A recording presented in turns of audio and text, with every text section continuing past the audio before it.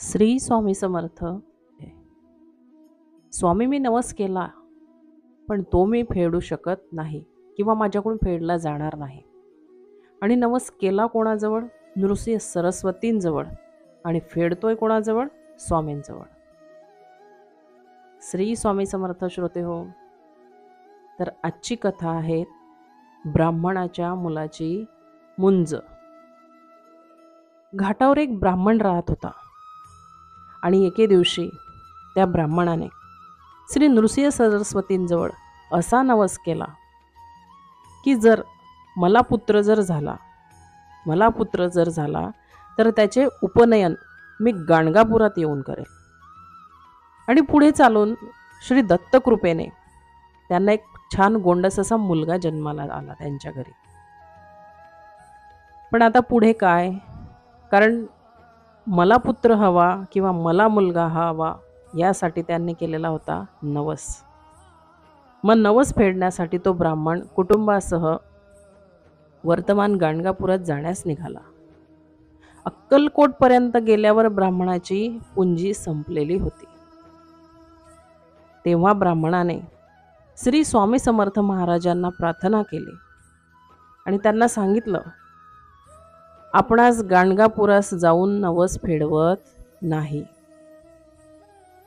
म्हणजे माझ्याकडून हा नवस फेडला जाणार नाही. म्हणजे मी नृसिंह सरस्वतींजवळ मी जाऊ शकत नाही, कारण त्यांची पुंजी रस्त्यातच संपलेली होती. तर ते स्वामींजवळ प्रार्थना करत आहेत की स्वामी, तुम्हीच दत्त अवतार आहात. ही नवस फेडण्याची जी माझी ही आहे ती तुम्ही इथंच पूर्ण करून घ्या. आणि चमत्कार असा की महाराजांनी सुद्धा मान हलवली. ते ब्राह्मणाला खूप मोठा आनंद झाला. मग त्याला समर्थ कृपेने द्रव्याची मदत मिळून मुलाची मुंजही झाली. तो खूप खुश झाला. नवसाची सांगता झाल्याबद्दल ब्राह्मणास दृष्टांत रूपाने श्री दत्तांनी सांगितले.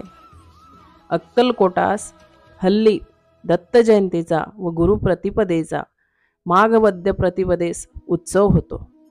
या उत्सवात अक्कलकोट संस्थानातून सालींना 300 रुपयांची नेमणूक आहे. गाणगापुरात येथे भक्तास अक्कलकोटात जाण्याविषयी दृष्टांत होत. त्यापैकी काही खूप असे अनुभव, सेवेकऱ्यांना आलेले अनुभव आपण ऐकतो आहोत. तर पहिला जो आहे भाग तो अपलोड केलेला आहे. तुम्ही नक्कीच आपल्या कृपाछत्र स्वामी यूट्यूबवर जाऊन तुम्ही बघू शकतात. आजचा हा दुसरा भाग आहे कथेचा. तर नक्कीच तुम्हाला ही कशी वाटली कथा नक्कीच तुम्ही कमेंट्स करून सांगा, जेणेकरून पुढचे एपिसोड आपण यातले अपलोड करूया. श्री स्वामी समर्थ.